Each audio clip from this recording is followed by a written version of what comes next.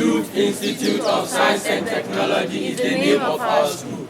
Often refers to as YES. YES was founded in 2006 by the African Americans in the diaspora as the Girls Institute of Science and Technology. The mission of the Youth Institute of Science and Technology is to ensure that students learn the skills necessary to become scientists, engineers, doctors, nurses, environmental researchers, and entrepreneurs. They develop the leadership and collective power of girls through the integration and application of science, mathematics, and technology based curriculum called the Girls Institute of Science and Technology.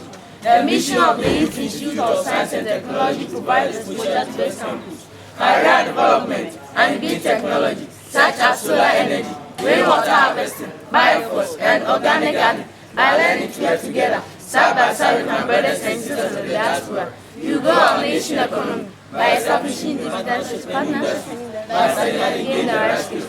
You become the future leaders of Ghana.